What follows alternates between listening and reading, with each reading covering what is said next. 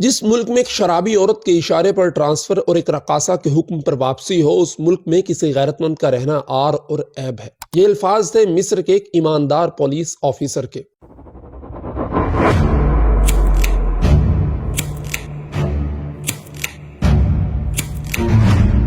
ناظرین، یہ 1998 کی بات ہے کہ مصر میں مشہور ڈانسر فیفی عبدو کا طوطی بولتا تھا۔ حکومتی ایوانوں سے لے کر ملک کی ایلیٹ کلاس تک سب فیفی کے ٹھمکوں کی زد میں تھے اور وہ جو چاہے جیسے چاہے کر سکتی تھی۔ ویسے ہی جیسے پاکستان میں کسی دور میں جنرل رانی اقتدار کے ایوانوں میں بیٹھے طاقتور ترین شخصیات کو اپنی انگلی کے اشاروں پر نچایا کرتی تھی اور جو اس کا دل چاہتا وہ کر سکتی تھی۔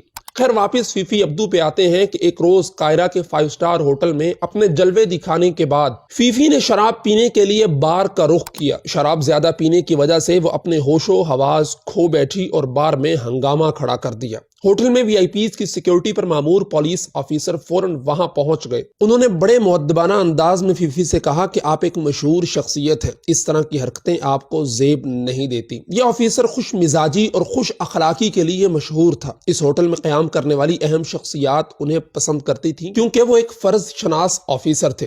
لیکن فیفی کو پولیس آفیسر کی مداخلت بالکل پسند نہ آئی۔ اس نے نشے کی حالت میں ہی اعلیٰ ایوان میں بیٹھے اپنے ایک مداح کا نمبر گھمایا اور پولیس آفیسر کا کہیں دور تبادلہ کروا دیا۔ اگلی شام جب فیفی کا نشہ اترا، اس نے ہوٹل انتظامیہ سے پولیس آفیسر کے متعلق پوچھا۔ اسے بتایا گیا کہ آپ نے اس کا تبادلہ کروا دیا ہے۔ فیفی نے دوبارہ فون گھمایا۔ سرکار نے پولیس آفیسر کو واپس ہوٹل رپورٹ کرنے کا حکم دے دیا، لیکن پولیس آفیسر نے پولیس سے متعلقہ وزیر کو اپنا استعفیٰ پیش کر دیا۔ ان دنوں وجدی صالح وزیر ہوا کرتے تھے۔ وزیر نے حیرت سے پولیس آفیسر سے پوچھا کہ اس ہوٹل میں ڈیوٹی کرنے کے لیے پولیس آفیسرز بڑی بڑی سفارشیں کرواتے ہیں، آپ کو دوسرا موقع ملا ہے لیکن آپ اپنا استعفیٰ پیش کر رہے ہیں۔ پولیس آفیسر نے تاریخی جواب دیا۔ اس نے کہا، جس ملک میں ایک شرابی عورت کے اشارے پر ٹرانسفر اور ایک رقاصہ کے حکم پر واپسی ہو، اس ملک میں کسی غیرت مند کا رہنا ایک عار اور عیب ہے۔ اور چند ہی ماہ بعد اس آفیسر نے مصر ہی چھوڑ دیا۔ ناظرین، یہ کہانی صرف مصر کی نہیں ہے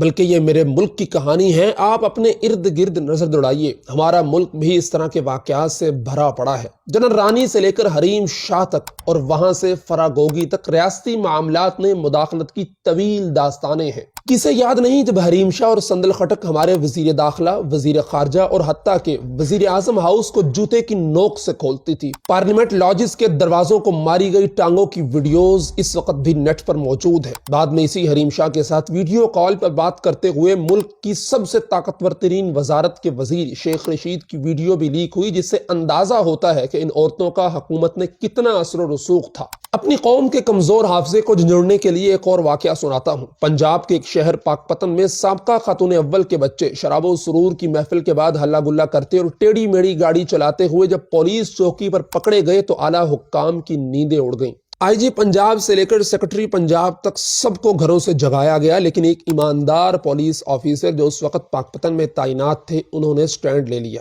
ناظرین، وہ آفیسر ڈی پی او پاک پتن رضوان گوندل تھے، جن پہ خاتون اول کی فیملی سے معافی مانگنے کا مطالبہ کیا گیا، سپریم کورٹ کے چکر لگوائے گئے، لیکن انہوں نے صاف انکار کر دیا۔ اس واقعے کے بعد سابقہ خاتون اول نے اس کا کس طرح سے پیچھا کیا، کس طرح اس کے تبادلے ہوتے رہے، وہ کسی سے ڈھکی چھپی بات نہیں۔ ناظرین، یہ بات یہیں تک محدود نہیں، سابقہ خاتون اول اور بشرا المعروف گوگی کا نیکسس بھی کسی سے ڈھکا چھپا نہیں۔ زمینوں پہ قبضے، انتقال اور ہاؤسنگ سوسائٹیوں کے لیے پوری کی پوری پنجاب حکومت ان کے ہاتھ میں تھی۔ وہ جب چاہتی کسی تحصیلدار، ڈی سی یا پٹواری کا تبادلہ بیک جنبش زلف کر سکتی تھی۔